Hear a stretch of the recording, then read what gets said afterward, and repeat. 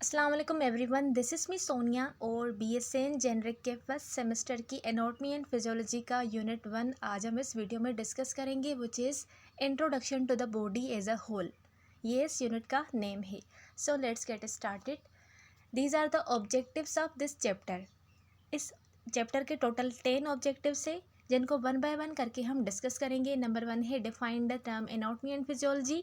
Second one is understand the relationship between anatomy and physiology. Then define the level of organization of the body. Fourth one is define anatomical position.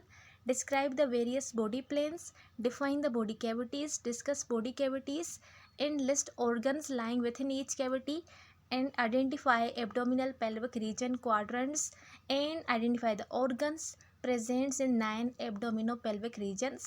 और last में हम briefly discuss करेंगे importance of abdominopelvic quadrant and regions को। So video को end तक देखिएगा। Let's get started. पहले हम डिफाइन करेंगे वर्ड एनाटॉमी को कि ये वर्ड कहाँ से आया है। सो एनाटॉमी जो वर्ड है वो ग्रीक लैंग्वेज से लिया हुआ है, एनाटोम से, ठीक है, जिसका मतलब है डायसेक्शन या फिर cutting up. Okay, so it's derived from Greek word ana means up and tome का मतलब होता है कटिंग। तो एनाटोम यानी डायसेक्शन या फिर कटिंग अप। इसकी डेफिनेशन की बात करें तो anatomy is the study of structure and organization of living things including the human body. यानी सिंपली एनाटॉमी में हम जो ह्यूमन बॉडी का स्ट्रक्चर है और उसकी जो ऑर्गेनाइजेशन है वो किस तरह से है उसकी स्टडी हम एनाटॉमी में करते हैं। फॉर एग्जांपल स्ट्रक्चर का मतलब क्या है, जैसे कि बोन्स, जॉइंट्स एंड लिगामेंट, ये क्या है, ये स्ट्रक्चर है, इनका एक पर्टिकुलर स्पेसिफिक स्ट्रक्चर है। अब ये ऑर्गेनाइज किस तरह से हुए हैं उसको हम बोलते हैं ऑर्गेनाइजेशन। ऑर्गेनाइजेशन इसकी किस तरह से है कि ये जो बोन्स, जॉइंट्स एंड लिगामेंट्स हैं ये मिलकर क्या करते हैं, बॉडी को सपोर्ट प्रोवाइड करते हैं, प्रोटेक्शन देते हैं और मूवमेंट में हेल्प करते हैं। तो इसको हम ऑर्गेनाइजेशन बोलते हैं कि वो इस तरह से ऑर्गेनाइज है कि बॉडी को सपोर्ट भी प्रोवाइड कर रहे हैं, प्रोटेक्शन भी दे रहे हैं और मूवमेंट में भी हेल्प कर रहे हैं। यानी सिंपली बॉडी के स्ट्रक्चर और उसकी ऑर्गेनाइजेशन को हम एनाटॉमी में स्टडी करते हैं। देन है हमारे पास फिजियोलॉजी, ठीक है। एनाटॉमी एंड फिजियोलॉजी दोनों साथ में होते हैं। तो फिजियोलॉजी का मतलब क्या है।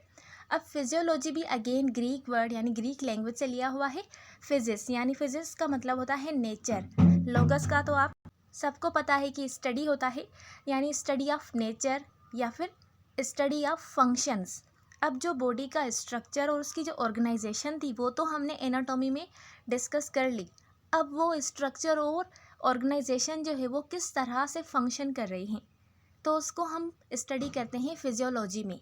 सो इसकी डेफिनेशन के ऊपर फोकस करें तो physiology is the study of functions and the processes that occur with in living organism. यानी जो लिविंग ऑर्गेनिज्म या फिर ह्यूमन बॉडी में फंक्शंस और प्रोसेसेस अकर होते हैं उसकी स्टडी को हम फिजियोलॉजी बोलते हैं। और वो जो यानी जो स्ट्रक्चर और ऑर्गेनाइजेशन होते हैं उनको हम एनाटॉमी में स्टडी करते हैं। फॉर एग्जांपल पीछे हमने एनाटॉमी में सेम ही एग्जांपल यूज़ करेंगे यहाँ पर भी, बोन्स एंड लिगामेंट्स वाला। तो वो क्या थे, बोन्स, लिगामेंट्स एंड जॉइंट्स थे, ठीक है, उनका स्ट्रक्चर ये था। अब इनका फंक्शन क्या है, फंक्शन ये है कि वो बॉडी को जो बॉडी का जो पोस्चर है उसको सपोर्ट करेंगे, मूवमेंट में फैसिलिटेट करेंगे और इंटरनल ऑर्गन्स को प्रोटेक्ट करेंगे। इनका प्रोसेस क्या है, प्रोसेस ये है कि बोन की रिमॉडलिंग होती है। यानी बोन रिमॉडलिंग का मतलब होता है बोन में जो कैल्शियम और जो दूसरे मिनरल्स होते हैं वो बोन के ऊपर अटैच होते हैं ताकि बोन जो है वो स्ट्रॉन्ग हो।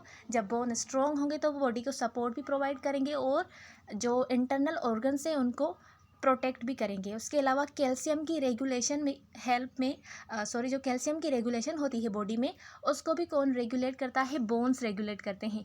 वो किस तरह से, फॉर एग्जांपल जब बॉडी में ब्लड में कैल्शियम की लेवल लो हो जाती है तो इनफ अमाउंट में नहीं होती, यानी डेफिशिएंसी हो जाती है कैल्शियम की, तो उसके बाद क्या होता है, बोन्स की तरफ मैसेज जाता है।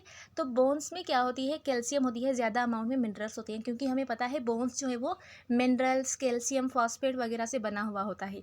तो जो कैल्शियम है वो अब बोन से डी अटैच होगी, डीअटैच होकर वो कहाँ जाएगी, ब्लड में जाएगी। जब वो ब्लड में जाएगी तो ब्लड में अगेन जो लो लेवल थी कैल्शियम की वो अब इंक्रीज़ हो जाएगी और कैल्शियम अपनी नॉर्मल लेवल में आ जाएगी।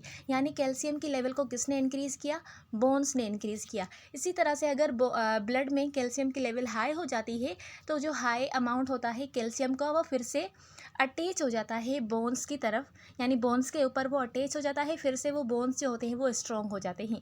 तो ये क्या है, ये इनका फंक्शन है, ये प्रोसेस है। तो इस फंक्शन एंड प्रोसेस की स्टडी को हम फिजियोलॉजी बोलते हैं। स्ट्रक्चर तो बोन है लेकिन उसका फंक्शन क्या है, हमने अभी डिस्कस किया कि कैल्शियम की रेगुलेशन, ये इसका फंक्शन है। तो इसको हम फिजियोलॉजी में स्टडी करेंगे। तो ये ही मेन डिफरेंस है एनाटॉमी एंड फिजियोलॉजी में।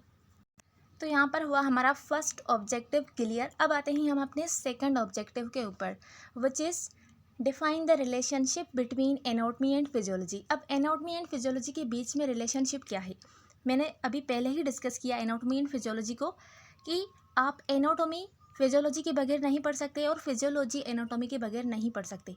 क्यों? क्योंकि अगर आप किसी चीज़ का स्ट्रक्चर पढ़ रहे हैं तो स्ट्रक्चर पढ़ने के बाद आपको उसका फंक्शन भी आना चाहिए।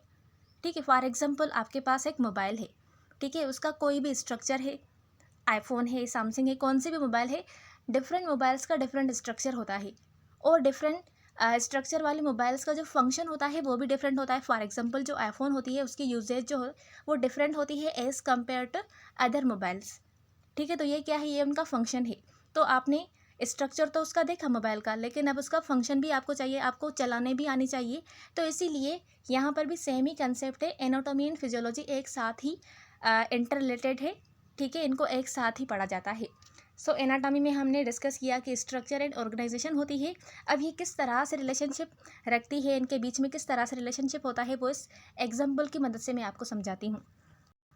तो एनाटॉमी में आप सबको पता है कि हार्ट के 4 चेम्बर्स होते हैं ह्यूमन बॉडी में, लेफ्ट एंड राइट आर्टिया, left and right ventricle, valves और ब्लड वेसल्स। ये सारे मिलकर ऑर्गेनाइज होकर क्या बनाते हैं, कौन सी ऑर्गेनाइजेशन बनाते हैं, कार्डियोवैस्कुलर सिस्टम। कार्डियोवैस्कुलर सिस्टम में क्या क्या आ जाते हैं, हार्ट आ जाती है, ब्लड वेसल्स आ जाती हैं, वॉल्स आ जाती हैं। ठीक है, तो ये सारे मिलकर क्या कर रहे हैं, एक ऑर्गेनाइजेशन बना रहे हैं जिसको हम कार्डियोवैस्कुलर सिस्टम बोलते हैं। अब ये सिस्टम ऐसे ही तो नहीं होगा, इसका कोई ना कोई काम होगा। अब वो काम क्या है, फिजियोलॉजी ही। सो फंक्शन यानी the heart pumps blood throughout the body supplying oxygen and nutrients to tissue. अब इस हार्ट का क्या काम है, फंक्शन क्या है उसका, कि वो पंप करती है, पंप करने के बाद वो क्या करती है, डिफरेंट पार्ट्स ऑफ बॉडी की तरफ ऑक्सीजन सप्लाई करती है और न्यूट्रिएंट्स सप्लाई करती है। प्रोसेस क्या है इसका, हार्ट कंट्रैक्ट करती है एंड रिलैक्स करती है। जब हार्ट कंट्रैक्ट करती है तो उस दौरान ब्लड जो है डिफरेंट पार्ट्स ऑफ बॉडी की तरफ जाता है। जब हार्ट रिलैक्स होती है तो डिफरेंट पार्ट्स ऑफ बॉडी की तरफ से ब्लड वापस हार्ट की तरफ आ जाता है। तो ये रिथमेटिक मैनर में चलता है जो कि इलेक्ट्रिकल इम्पल्सेस से कंट्रोल होता है। तो ये क्या है, ये प्रोसेस है कि हार्ट जो है वो किस तरह से ब्लड को पंप कर रही है। तो इन दोनों के बीच में यही रिलेशनशिप है। सो इंटर कनेक्शन इन दोनों के बीच में यही है। So this example illustrate how anatomy and physiology are interconnected. I hope कि अब आपको समझ आ गया होगा कि ये एनाटॉमी और फिजियोलॉजी एक दूसरे के साथ किस तरह से इंटर कनेक्टेड है, जो कि इनेबल करती है हेल्थ केयर प्रोफेशनल को कि ताकि वो अंडरस्टैंड कर सके कि हार्ट किस तरह से वर्क करती है और हार्ट की जो भी कार्डियोवैस्कुलर कंडीशंस हैं, डिजीज़ है, उनको डायग्नोज कर सकें। ओके, तो यही रिलेशनशिप है ए एंड पी यानी एनाटॉमी एंड फिजियोलॉजी में। तो यहाँ पर हुआ हमारा सेकंड ऑब्जेक्टिव भी क्लियर। उसके बाद हम डिस्कस करते हैं कुछ एनाटॉमिकल टर्म्स। अब ये आपका ऑब्जेक्टिव नहीं है, लेकिन एनाटॉमी एंड फिजियोलॉजी को समझने के लिए आपको ये टर्म्स क्लियर होने चाहिए, क्योंकि बार बार ये टर्म्स आपके सामने आएंगे तो आप कंफ्यूज हो सकते हैं। इसीलिए ये टर्म्स आपको जानना लाजमी है। सो इनमें हमारे पास है anterior, posterior, ventral, dorsal, distal end proximal. तो पहले मैं इनका डायग्राम दिखाती हूँ आपको। सो ये डायग्राम है, तो यहाँ पर पहले देखें एंटीरियर, एंटीरियर लिखा हुआ है। एंटीरियर का मतलब है आगे वाला पार्ट, जो आगे वाला किसी चीज़ से आगे हो, बॉडी के आगे वाला पार्ट यानी आगे हो कोई भी चीज़, उसको हम एंटीरियर बोलते हैं। उसके बाद पोस्टीरियर लिखा है, बीच वाला जो डायग्राम है मिडिल वाला, उसमें लिखा है पोस्टीरियर। पोस्टीरियर का मतलब है पीछे वाला, यानी बॉडी के जो बैक साइड वाला स्ट्रक्चर है उसको हम पोस्टीरियर बोलते हैं। उसके बाद फर्स्ट डायग्राम पे आए सुपीरियर। सुपीरियर का मतलब होता है किसी चीज़ के ऊपर, ठीक है। सुपीरियर वर्ड आप मोस्टली यूज़ भी करते हैं। तो यहाँ पर एनाटॉमी में सुपीरियर का मतलब है किसी चीज़ से ऊपर। यहाँ पर हम ऑर्गन्स को लोकेट करने के लिए इन टर्म्स का यूज़ करते हैं कि जो फॉर एग्जांपल हार्ट है वो सुपीरियर है स्टमक के, यानी स्टमक से ऊपर होती है हार्ट। तो इसको आप किस तरह से डिफाइन करेंगे? इन एनाटॉमिकल टर्म्स का यूज़ करके आप सिंपली उनको डिफाइन कर सकते हैं। सुपीरियर का मतलब होता है कोई चीज़ किसी के ऊपर। अब हेड क्या है? हेड सुपीरियर है किससे? हमारे फूड से, यानी फूड से तो वो ऊपर है ना, और जो भी डिफरेंट पार्ट्स है बॉडी के उनसे ये ऊपर है, तो उसको हम सुपीरियर बोलेंगे। देन है नीचे इन्फीरियर। इन्फीरियर का मतलब होता है जो किसी चीज़ के नीचे हो। तो यहाँ पर इन्फीरियर जो है वो फुट को शो किया हुआ है। देन है डिस्टल एंड प्रोक्सिमल। डिस्टल हम उसको बोलते हैं जो मिड लाइन, बॉडी की मिड लाइन होती है ना, उससे दूर हो, और प्रोक्सिमल उसको बोलते हैं जो मिड लाइन के करीब हो।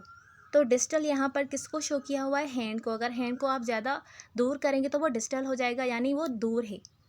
इस तरह से ही लेग्स की बात करें तो लेग में भी जो फुट है वो डिस्टल है, यानी वो मिड लाइन से दूर है, और प्रोक्सिमल जो है वो थाई है। देन है हमारे पास कॉर्डल और क्रेनियल। क्रेनियल यानी वो किसको शो करता है? हमारे ब्रेन को शो करता है। और उसके अलावा कॉर्डल जो है वो नीचे वाला सेक्रम वाला पार्ट जो है उसको शो करता है। उसके अलावा बीच वाली लाइन जो है उसको हम मीडियल लाइन भी बोलते हैं, यानी वो मिड लाइन है बॉडी की। तो वापस आते हैं अपने टर्म्स के ऊपर। एंटीरियर का मतलब होता है फ्रंट और forward part of body. Posterior यानी बैक और रियर पार्ट ऑफ बॉडी, पीछे वाला पार्ट। वेंट्रल, वेंट्रल यानी बेली साइड और फ्रंट ऑफ बॉडी, उसको हम वेंट्रल बोलते हैं। डार्सल यानी बैक साइड, बॉडी की बैक साइड।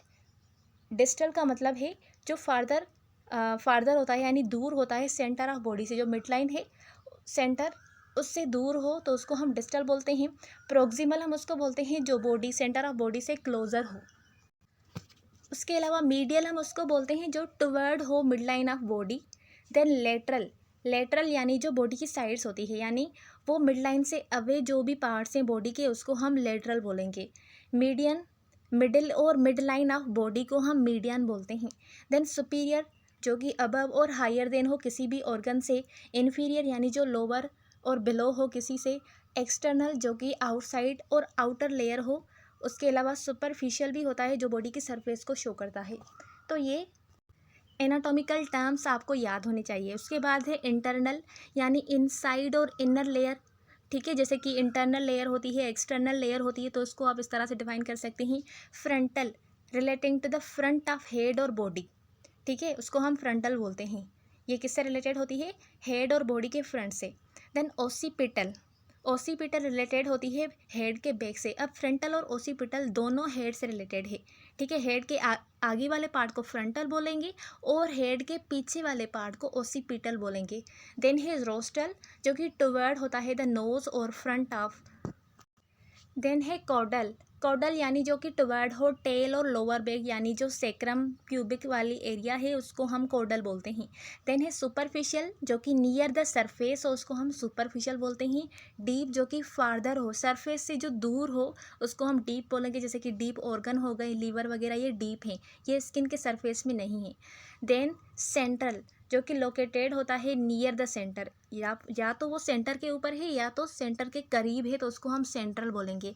देन है पेरिफेरल, पेरिफेरल जो होता है वो लोकेटेड होता है अवे फ्रॉम सेंटर। जैसे कि हमारी पेरिफेरीज यानी हमारी लिम्स, यानी हमारे हैंड्स और हमारे लेग्स, उसको हम पेरिफेरी बोल सकते हैं, ठीक है। तो ये क्या है? ये पेरिफेरल है, यानी ये सेंटर से दूर लोकेटेड है। सेंट्रल में कौन सी चीज़ आ जाती है? जैसे कि हमारी chest, thoracic cavity, abdomen cavity और पेल्विक कैविटी, ठीक है। उसके बाद वापस अब हमने तीसरे ऑब्जेक्टिव के ऊपर आते हैं जो कि है define the level of organization of body. Body की जो लेवल ऑफ ऑर्गेनाइजेशन है वो क्या है, किस तरह से बॉडी जो है वो बनी है, ऑर्गेनाइज किस तरह से हुई है। तो जो ह्यूमन बॉडी है वो ऑर्गेनाइज हुई है सेवरल लेवल ऑफ कॉम्प्लेक्सिटी में, जिसमें पहले तो है एटॉमिक लेवल, ठीक है। हमें पता है जो भी सारी चीज़ें हैं वो एटम से ही बनी हुई है। तो पहली लेवल क्या है? एटॉमिक लेवल, जिसमें hydrogen, oxygen, nitrogen, carbon, different elements आ जाते हैं, एटम्स आ जाते हैं। उसके बाद एटॉमिक लेवल जो है एटम्स कंबाइन होकर क्या बनाते हैं? मॉलिक्यूल्स बनाते हैं। तो उसको हम बोलते हैं मॉलिक्यूलर लेवल। जैसे कि वाटर, प्रोटीन्स, कार्बोहाइड्रेट्स, लिपिड्स, ये क्या हैं, ये मॉलिक्यूल्स हैं।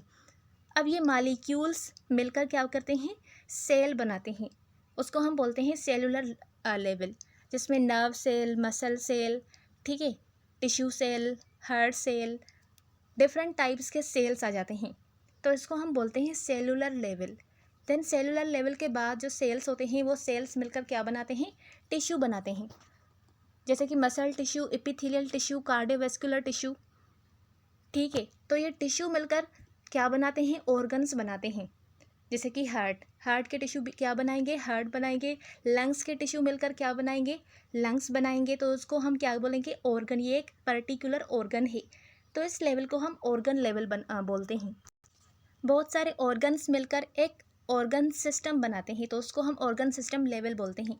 जैसे कि हार्ट, ब्लड वेसल्स मिलकर क्या बनाते हैं, कार्डियोवैस्कुलर सिस्टम। लंग्स, एल्विलाई वगैरह ये क्या करते हैं, ये रेस्पिरेटरी सिस्टम बनाते हैं। जैसे कि लंग्स में ट्रेकिया आ गया, लंग्स आ गए, नोज़ वगैरह आ गया, तो ये डिफरेंट ऑर्गन्स हैं, ये मिलकर एक सिस्टम बना रहे हैं, जिसको हम क्या बोल रहे हैं, respiratory system. Organ system level के बाद लेवल आती है ऑर्गेनिज्म लेवल, जिसमें इंटायर ह्यूमन बॉडी बनती है, यानी जो भी सिस्टम है, cardiovascular system, respiratory system, urinary system, reproductive system, nervous system, ये सारे सिस्टम मिलकर एक ऑर्गेनिज्म लेवल बनाते हैं, पूरी human body, entire human body बनाते हैं, तो उसको हम ऑर्गेनिज्म लेवल बोलते हैं। सो ये जो इलस्ट्रेट है, ये जो हायरार्किकल स्ट्रक्चर है, ये इलस्ट्रेट करता है कि ह्यूमन की जो बॉडी का स्ट्रक्चर है वो किस तरह से कम्प्लेक्स हुआ है, सिंपल से कम्प्लेक्स किस तरह से हुआ है। इसका ये डायग्राम भी है, जिससे मज़ीद आपको क्लियर हो सकता है, जिसमें एटम्स कन्वर्ट हो रहे हैं मालिक्यूल्स में, मालिक्यूल्स हो रहे हैं सेल्स में, सेल्स टिश्यू में, टिश्यू ऑर्गन में, और ऑर्गन सिस्टम में, सिस्टम जो है पर्टिकुलर एक ह्यूमन बीइंग में हो रहा है। तो यही सिंपल ऑर्गेनाइजेशन लेवल है। देन हम नेक्स्ट ऑब्जेक्टिव के ऊपर आते हैं, जो कि है डिफाइन एनाटॉमिकल पोजीशन। ओके, अब एनाटॉमिकल पोजीशंस को हम डिफाइन करेंगे, जिसमें पहले हमारे पास पोजीशन है सुपाइन, देन है प्रोन, ठीक है। उसके अलावा अदर एनाटॉमिकल पोजीशन जैसे कि lateral recumbent, Fowler position and Trendelenburg position. इसका भी मैं आपको डायग्राम दिखा देती हूँ। ये सारी पोजीशन है। अब ये जो पोजीशन है डिफरेंट टाइप्स ऑफ डिजीज़ को डायग्नोज करने के लिए यूज़ होती हैं। उसके अलावा किसी भी सिम्टम को रिलीव करने के लिए यूज़ की जाती हैं, किसी प्रोसीजर के लिए यूज़ की जाती हैं, और एडमिशन जो मेडिकेशंस हैं उसकी एडमिनिस्ट्रेशन के लिए भी यूज़ की जाती हैं, ठीक है। तो प्रोन का मतलब होता है उल्टा लेटना, सुपाइन का मतलब होता है सीधा लेटना, राइट लेटरल रिकम्बेंट। अब राइट भी होता है, लेफ्ट भी होता है। अगर कोई बंदा जो है वो राइट साइड पर जो है वो लेट रहा है, तो उसको हम राइट लेटरल रिकम्बेंट बोलेंगे, और अगर कोई लेफ़्ट पे हो रहा है तो उसको लेफ़्ट लेटरल रिकम्बेंट पोजीशन बोलेंगे। और है फाउलर पोजीशन, जिसमें जो ऊपर वाला पार्ट है यानी हेड है वो थोड़ा एलिवेट होगा ऊपर की तरफ। उसके बाद है ट्रेंडलेनबर्ग पोजीशन, जिसमें जो नीचे वाला पार्ट है यानी जो लेग्स हैं वो ऊपर होंगी। तो अगेन इनके ऊपर आते हैं। Supine means lying on the back और फेस अप यानी ऊपर की तरफ। प्रोन यानी lying on stomach face down. उसके अलावा standing upright, feet shoulder width apart और arms at side, palm facing toward, उसको हम स्टैंडिंग पोजीशन बोलते हैं। देन है लेटरल रिकम्बेंट यानी लाइंग ऑन वन साइड, इधर ये लेफ्ट साइड भी हो सकता है, राइट साइड भी हो सकता है। फाउलर पोजीशन में setting up with back support, often used in medical setting, ठीक है। मोस्टली ये मेडिकल सेटिंग्स में सिम्टम्स को रिलीव करने के लिए भी ये पोजीशन यूज़ की जाती है।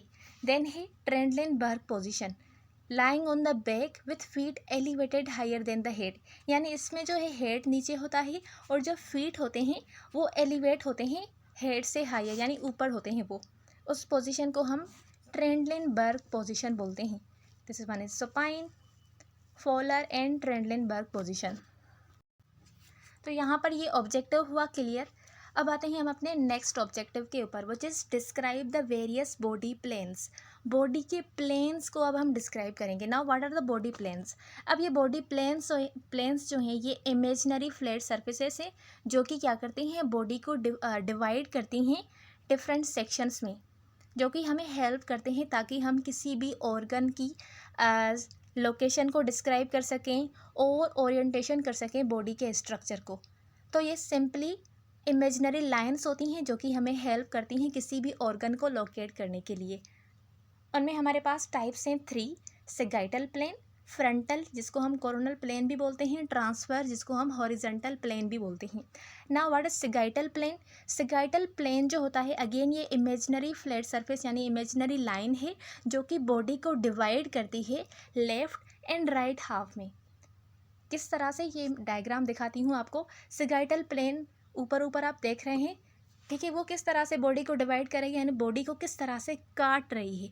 काटना नहीं है, ये इमेजिनरी लाइन है। तो सेगाइटल का मतलब होता है इमेजिनरी, आप बॉडी को राइट एंड लेफ्ट पार्ट में डिवाइड करें, उनको डिवाइड करें, सिंपली काटना नहीं है। देन है हमारे पास फ्रंटल या फिर कोरोनल प्लेन जो कि बॉडी को डिवाइड करती है फ्रंट और बैक सेक्शन में।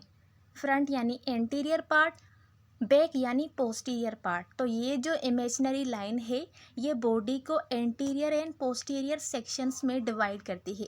तो अगेन इसके ऊपर देखें तो जो फ्रंटल लाइन है यानी जो एरो फ्रंटल लाइन के ऊपर शो कर रहा है तो वो किस तरह से बॉडी को डिवाइड कर रहा है, आगे और पीछे एंटीरियर और पोस्टीरियर सेक्शंस में बॉडी को डिवाइड करने वाली लाइन को हम फ्रंटल कोरोनल प्लेन बोलते हैं। देन है हमारे पास ट्रांसफर हॉरिजॉन्टल प्लेन जो कि बॉडी को डिवाइड करती है टॉप एंड बॉटम में यानी सुपीरियर एंड इन्फीरियर सेक्शंस में। बॉडी को आधा आधा कर देना, ठीक है, टॉप और बॉटम पार्ट्स में, लाइक दिस। ट्रांसफर प्लेन के ऊपर देखें तो वो किस तरह से बॉडी को डिवाइड कर रहा है, जो मिड लाइन है यानी जो बेली है वहाँ से बॉडी के ऊपर लाइन बनाए तो उसको हम ट्रांसफर प्लेन बोलते हैं। Now what is there importance? In body के जो प्लेन्स हैं ये इनकी इम्पोर्टेंस क्या है? पहले तो हम इनकी मदद से अंडरस्टैंड करते हैं anatomy and physiology, different structure, उनके फंक्शंस को अंडरस्टैंड करते हैं। मेडिकल इमेजिंग जैसे कि सीटी स्कैन, एमआरआई स्कैन, उसके अलावा सर्जिकल प्रोसीजर्स को करने के लिए भी हम ये इमेजिनरी लाइंस बनाते हैं किसी पर्टिकुलर ऑर्गन को लोकेट करने के लिए, और एक्यूरेट कम्युनिकेशन करते हैं अमंग हेल्थ केयर प्रोफेशनल, ठीक है। So this body plane help health care professional describe and locate body structure precisely, यानी जहाँ पर जो ऑर्गन प्रेजेंट है वहाँ पर ही उसको लोकेट करना। हम कहाँ से इसको लेते हैं? इन बॉडी के जो प्लेन्स हैं इनकी मदद से, ओके। सो ये इसकी इम्पोर्टेंट थी। अब आते हैं हम अपने नेक्स्ट ऑब्जेक्टिव के ऊपर, which is define the body cavities. Now what are the body cavities?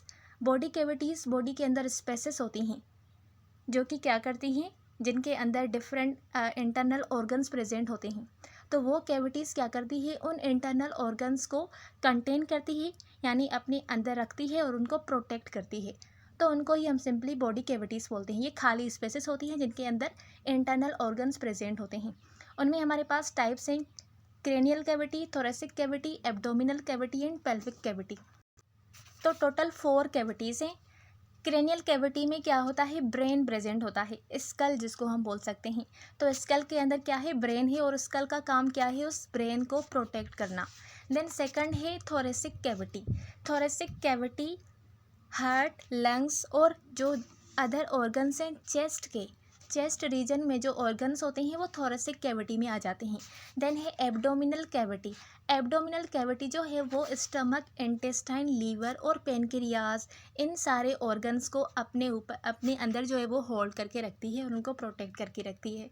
Then है पेल्विक कैविटी। पेल्विक कैविटी में ब्लैडर, रिप्रोडक्टिव ऑर्गन्स मेल और फीमेल के अलग अलग होते हैं और रेक्टम आ जाते हैं। तो ये सारे ऑर्गन्स पेल्विक कैविटी में हैं। तो इनका फंक्शन क्या है, बॉडी कैविटीज़ जो है वो प्रोटेक्शन प्रोवाइड करती है, इन सारे इंटरनल ऑर्गन्स को सपोर्ट प्रोवाइड करती है और इनके लिए स्पेस प्रोवाइड करती है ताकि जो डिफरेंट ऑर्गन्स हैं वो अपने फंक्शंस प्रॉपरली परफॉर्म कर सकें। तो यहाँ पर ये ऑब्जेक्टिव भी हुआ क्लियर। अब आते हैं हम अपने नेक्स्ट ऑब्जेक्टिव के ऊपर, which is discuss body cavities and list organs lying within each cavity. अब इन कैविटीज़ के अंदर कौन कौन से ऑर्गन्स आ जाते हैं? तो क्रेनियल कैविटी में सिर्फ और सिर्फ ब्रेन आ जाता है, और ठीक है, उसके अलावा थोरेसिक कैविटी में हार्ट, लंग्स, ईसोफेगस और ट्रेकिया आ जाते हैं। देन एब्डोमिनल कैविटी में stomach, small intestine, liver, pancreas, spleen और किडनीज, ये सारे ऑर्गन्स आ जाते हैं। एंड लास्ट है पेल्विक कैविटी, जिसमें ब्लेडर और रिप्रोडक्टिव ऑर्गन्स आ जाते हैं, जिसमें फीमेल्स में यूट्रस और ओवरीज और फेलोपियन ट्यूब्स आ जाते हैं। एंड मेल की बात करें तो उनमें प्रोस्टेट ग्लैंड्स आ जाते हैं, और उसके अलावा रेक्टम तो दोनों मेल एंड फीमेल में प्रेजेंट होता है। तो ये सारे ऑर्गन्स पेल्विक कैविटी में प्रेजेंट होते हैं। देन नेक्स्ट ऑब्जेक्टिव है हमारे पास identify abdominal pelvic region and quadrants. अब अगेन ये भी इमेजिनरी लाइन्स हैं, ठीक है, जिसमें रीजन्स और क्वाड्रेंट्स आ जाते हैं। तो पहले हम डिस्कस करते हैं एब्डोमिनल पेल्विक रीजन्स को। इसके लिए पहले मैं इसका डायग्राम दिखाती हूँ आपको रीजन्स का। तो टोटल हमारे पास 9 रीजन्स होते हैं एब्डोमिनो पेल्विक रीजन, यानी एब्डोमन और पेल्विक इसमें आ जाती हैं। थोरेसिक को इंक्लूड नहीं करना, सिर्फ और सिर्फ किसको इंक्लूड करना है, एब्डोमिन एंड पेल्विक को। तो ये दोनों मिलाकर क्या बनाते हैं, एब्डोमिनो पेल्विक रीजन्स। तो पहला हमारा रीजन है right hypochondriac region, then epigastric region, then है लेफ्ट हाइपोकॉन्ड्रिक रीजन। उसके बाद नीचे फिर से आ जाएं, राइट लंबर रीजन, बीच वाला अम्बलाइकल रीजन, देन है लेफ्ट लंबर रीजन, देन है right iliac fossa, hypogastric region. Hypogastric क्यों, क्योंकि वो स्टमक के नीचे है, इसीलिए इसका जो नाम है वो हाइपोगैस्ट्रिक रखा हुआ है। एपिगैस्ट्रिक यानी वो स्टमक के ऊपर है, इसीलिए इसका जो नाम है वो एपिगैस्ट्रिक रीजन रखा हुआ है। देन हाइपोगैस्ट्रिक के करीब है लेफ्ट इलियक फोसा। तो ये 9 जो है, ये 9 एब्डोमिनोपेल्विक रीजन्स हैं बॉडी के, यानी ये सिंपल इमेजिनरी लाइन्स हैं। इनका यूज़ हम क्यों करते हैं, क्योंकि हम जो बॉडी एब्डोमिन और पेल्विक में ऑर्गन्स प्रेजेंट होते हैं उनको हम एक्यूरेटली लोकेट कर सके कि कौन सी एरिया में कौन सा ऑर्गन प्रेजेंट है, ठीक है। फॉर एग्जांपल लेफ़्ट साइड में स्टमक प्रेजेंट है, राइट साइड में लीवर प्रेजेंट है। ये हमें कब पता चलेगा, जब हम इन इमेजिनरी लाइंस को सेट करेंगे, उसके बाद ही हमें इनकी जो ऑर्गन्स हैं उनकी साइज़ जो है वो एक्यूरेटली पता चलेगी। सो इन 9 रीजन्स को, एब्डोमिनोपेल्विक रीजन्स को याद करने के लिए एक निमोनिक है। सो राइट टू लेफ्ट आपने जाना है और टॉप टू बॉटम जाना है, ठीक है। राइट से लेफ्ट यानी यहाँ पर मैंने आपको किस तरह से रीड करके दिखाया, right hypochondriac, epigastrium, then left hypochondriac, right lumbar umbilical, then left lumbar, right iliac fossa, hypogastric, then left iliac. इसी तरह से आपको इनको याद करना है सीरीज़ में। तो इसके लिए निमोनिक है रास्कल, सिंजॉय, लवली, अनयूजुअल, आवर्स इन लोंगी, ठीक है। R stand for right hypochondriac, E stand for epigastric, L stand for left hypochondriac, and U stand for unusual यानी umbilicals, L stand for left lumbar and right iliac, H stand for hypogastric and L stand for left iliac. Okay, then discuss करते हैं abdominal quadrants को। तो हमारे जो quadrants होते हैं वो टोटल 4 होते हैं। ये जो ये भी इमेजिनरी लाइन्स हैं, ठीक है, जो कि टोटल 4 होती हैं। Right upper quadrant, left upper quadrant, right lower quadrant, left lower quadrant. इनकी जो लाइन होती है वो मिड लाइन से होती है, ठीक है। और इनका जो सेक्शन इनको डिवाइड किया है वो जो बेली बटन है, अम्बलाइकल सॉरी, वहाँ से इनको डिवाइड किया हुआ होता है। तो ये टोटल 4 क्वाड्रेंट्स बनते हैं। अगेन इनका यूज़ भी ऑर्गन्स की लोकेशन को लोकेट करने के लिए यूज़ किया जाता है।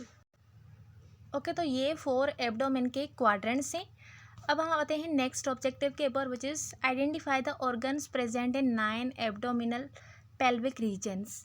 ओके, तो ये जो 4 क्वाड्रेंट्स हैं उनमें ऑर्गन्स डिवाइड किए हुए हैं। राइट अपर क्वाड्रेंट्स में कौन कौन से ऑर्गन्स आ जाते हैं, राइट लोब, राइट लोब किसका, लीवर का, ठीक है, gall bladder, bile duct, transfer Kolhan, ascending Kolhan, ये सारे ऑर्गन्स सिर्फ और सिर्फ राइट अपर क्वाड्रेंट में आ जाते हैं।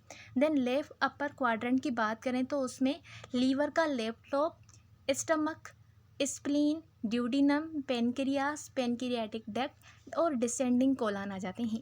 देन राइट लोअर क्वाड्रेंट की बात करें तो उसमें सीकम और वर्मीफोरम अपेंडिक्स आ जाते हैं। और लेफ्ट लोअर क्वाड्रेंट की बात करें तो उसमें स्मॉल इंटेस्टाइन, रेक्टम और एनस आ जाते हैं। ओके, तो ये ऑर्गन्स जो हैं वो अब एब्डोमिनोपेल्विक यानी जो 9 रीजन्स हैं बॉडी के उनमें डिवाइड किए हुए हैं। तो 9 रीजन्स अभी अभी हमने डिस्कस किए। तो पहला रीजन कौन सा है, राइट हाइपोकॉन्ड्रिक रीजन। तो इसके लिए भी पहले ये डायग्राम है, इसको डायग्राम को देखेंगे तो आप मज़ीद इनसे क्लियर हो सकेंगे। तो राइट हाइपोकॉन्ड्रिक रीजन में लीवर आ जाता है, गाल ब्लैडर और राइट किडनी का थोड़ा पार्ट, स्मॉल इंटेस्टाइन का थोड़ा पार्ट भी आ जाता है। देन एपिगैस्ट्रियम यानी जो एपिगैस्ट्रिक रीजन है उसमें stomach, liver, pancreas, duodenum, spleen और एड्रिनल ग्लैंड का पार्ट आ जाता है। देन लेफ्ट हाइपोकॉन्ड्रिक रीजन में स्प्लीन, कोलान, लेफ्ट किडनी का पार्ट और पेनक्रियास का थोड़ा पार्ट आ जाता है, यानी पेनक्रियास पूरी यहाँ पर आ जाती है। देन राइट लंबर की बात करें तो वहाँ पर भी गाल ब्लैडर आता है, लीवर प्रेजेंट होता है और राइट कोलान प्रेजेंट होता है। अम्बिलिकल रीजन की बात करें तो उसमें अम्बलाइकस यानी जिसको हम नेवल बोलते हैं वो प्रेजेंट होता है। Some parts of small intestine जैसे कि ड्यूडिनम हो गया, ओके, तो ये अम्बलाइकल रीजन में प्रेजेंट होते हैं। लेफ्ट लंबर की बात करें तो उसमें डिसेंडिंग कोलान और लेफ्ट किडनी प्रेजेंट होती हैं। देन राइट इलियक की बात करें तो उसमें अपेंडिक्स और सीकम प्रेजेंट होते हैं। हाइपोगैस्ट्रिक रीजन की बात करें तो उसमें urinary bladder, sigmoid colon, female reproductive organs आ जाते हैं। और लेफ्ट इलियक की बात करें तो उसमें डिसेंडिंग कोलान और सिग्मोइड कोलान आ जाते हैं।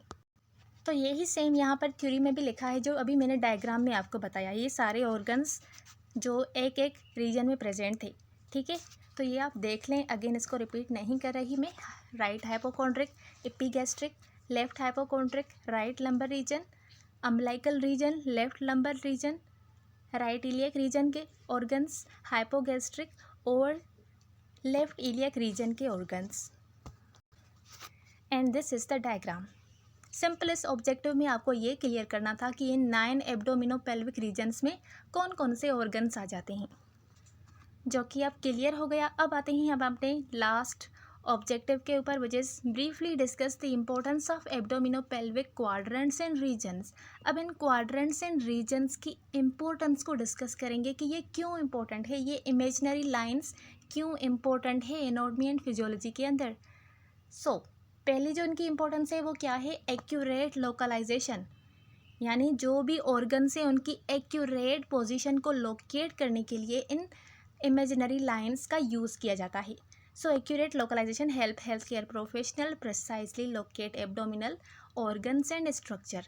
सेकंड है डायग्नोसिस। डायग्नोसिस में हम एब्डोमिनल पेन को डिटेक्ट करके डिफरेंट डिजीज़ को डायग्नोज कर सकते हैं। फॉर एग्ज़ाम्पल अगर किसी को अपेंडिसाइटिस है यानी इन्फ्लामेशन हो गई है अपेंडिक्स में, तो उसका जो पेन होता है वो राइट लोअर क्वाड्रेंट में फील होता है। तो जब वहाँ पर कोई डॉक्टर पल्पेट करके देखेगा, वहाँ पर अपने हैंड से पल्पेट का मतलब होता है बॉडी के ऊपर अपने हैंड्स रख के उसको प्रेस करते हैं। जब राइट लोअर क्वाड्रेंट में डॉक्टर अपने हैंड्स को उस एरिया के ऊपर प्रेस करेगा तो उस पेशेंट को पेन फील होगा, तो डॉक्टर समझ जाएगा कि इसको अपेंडिसाइटिस का प्रॉब्लम है। तो इसको हम क्या बोलते हैं, डायग्नोसिस, यानी उसने डिजीज़ को डायग्नोज कर लिया कि इसको अपेंडिसाइटिस है। तो डायग्नोसिस में भी इनकी इम्पोर्टेंस होती है। उसके अलावा है कम्युनिकेशन। कम्युनिकेशन का क्या मतलब होता है, कम्युनिकेशन का मतलब होता है कि एक बंदा दूसरे बंदे से कम्युनिकेट करे, उसको अपनी बात समझा सके। इसका यहाँ पर क्या मतलब है, it provides a standardized framework for health care professional to communicate about patient condition. For example एक डॉक्टर है, ठीक है, जूनियर डॉक्टर है, जिसने एक पेशेंट की जो कंडीशन है उसको डायग्नोज किया है इन इमेजिनरी लाइन्स की मदद से। अब सीनियर डॉक्टर आ रहा है, वो उससे पूछ रहा है, तो वो उसको किस तरह से बताएगा कि इसको कहाँ पर पेन है, कहाँ पर इसको ज़्यादा पेन फील हो रहा है, कहाँ पर कम फील हो रहा है, कहाँ पर स्वेलिंग ज़्यादा है। तो वो इन एब्डोमिनोपेल्विक रीजन्स एंड क्वाड्रेंट्स का यूज़ करके जो दूसरा हेल्थ केयर प्रोफेशनल है यानी उसका सीनियर है उसको बताएगा। उसके अलावा जो पेशेंट है, पेशेंट को खुद को भी वो बताएगा कि यहाँ पर जो है आपको ये जो मसला है वो यहाँ पर इस एरिया में है। तो कम्युनिकेशन के लिए भी ये इम्पोर्टेंट है। देन है इनकी क्लिनिकल एप्लीकेशन। क्लिनिकल एप्लीकेशन यानी हॉस्पिटल सेटिंग्स में आप इन 9 एब्डोमिनोपेल्विक रीजन्स और क्वाड्रेंट्स का किस तरह से यूज़ कर सकते हैं, यानी हॉस्पिटल सेटिंग्स में इनकी क्या इंपॉर्टेंस है। अगेन सेम ही एग्जांपल है अपेंडिसाइटिस, जिसमें जो पेन होता है वो राइट लोअर क्वाड्रेंट में लोकलाइज होता है, टिपिकली वहाँ पर ही मिलता है। अगर वहाँ पर पेन फील होता है तो उसका मतलब है अपेंडिसाइटिस है। देन गाल ब्लैडर की डिजीज़ की बात करें तो इसमें जो मोस्टली पेन फील होता है वो राइट अपर क्वाड्रेंट में फील होता है, जिसके बाद हमें ये पता लगता है कि इसको गाल ब्लैडर से रिलेटेड डिजीज़ है। देन पेनक्रियाटाइटिस की बात करें तो जब पेनक्रियाटाइटिस में बॉडी के ऊपर पल्पेट करते हैं तो पेन जो है वो रेडिएट होता है एपिगैस्ट्रियम रीजन में। अब आप ये नहीं बोलेगा कि ये कौन सा रीजन है, क्योंकि सारे रीजन्स हमने डिस्कस कर लिए हैं। तो जो पेनक्रियाटाइटिस है उसमें जो पेन होता है वो कहाँ पर रेडिएट होता है, एपिगैस्ट्रिक रीजन में फील होता है। किडनी स्टोन की बात करें तो इसमें जो फ्लैंक और इलियक रीजन है वहाँ पर पेन अकर होता है। अगर वहाँ पर पेन अकर है तो इसका मतलब है इस बंदे को, इस पेशेंट को किडनी स्टोन का प्रॉब्लम है। तो ये है इसकी क्लिनिकल एप्लीकेशंस। सर्जिकल कंसिड्रेशन की बात करें यानी सर्जरीज में इन इमेजिनरी लाइन्स की क्या इंपॉर्टेंस है, तो पहले तो है अपेंडेक्टोमी। अपेंडेक्टोमी का मतलब है सर्जिकल रिमूवल ऑफ अपेंडिक्स। जब अपेंडिक्स में इन्फ्लामेशन होती है ना तो उसको बॉडी से बाहर निकाल दिया जाता है, क्योंकि अब वो बॉडी के किसी भी काम का नहीं है। अगर वो ज़्यादा देर तक बॉडी में रहेगा तो बॉडी को और हार्म प्रोवाइड करेगा। ठीक है, अगेन जो है ना कंडीशंस वर्स होती जाएगी, इसीलिए जितना जल्दी हो सकता है तो अपेंडिक्स को निकाल दिया जाता है। तो सर्जरी करके जब अपेंडिक्स को निकालते हैं तो उस प्रोसीजर को हम अपेंडेक्टोमी बोलते हैं। तो अपेंडेक्टोमी में जो सर्जन से वो कहाँ पर फोकस करेंगे, राइट लोअर क्वाड्रेंट में। क्यों? क्योंकि अपेंडिक्स जो है वो कहाँ पर प्रेजेंट होता है, राइट लोअर क्वाड्रेंट में। कोलेसिस्टेक्टोमी, इसमें जो है ना गाल ब्लैडर को रिमूव किया जाता है। तो यहाँ पर जो सर्जन से उनका टारगेट क्या होगा, वो राइट अपर क्वाड्रेंट के ऊपर फोकस करेंगे। ठीक है, तो सर्जरी को राइट परफॉर्म करने के लिए भी इन एब्डोमिनोपेल्विक रीजन्स और क्वाड्रेंट्स की इम्पोर्टेंस होती है। So this was the whole about this chapter. Thanks for watching. अगर वीडियो समझ आई हो तो वीडियो को लाइक और सब्सक्राइब करना ना भूलिएगा। मिलते हैं अगले वीडियो में, तब तक के लिए अल्लाह हाफिज़।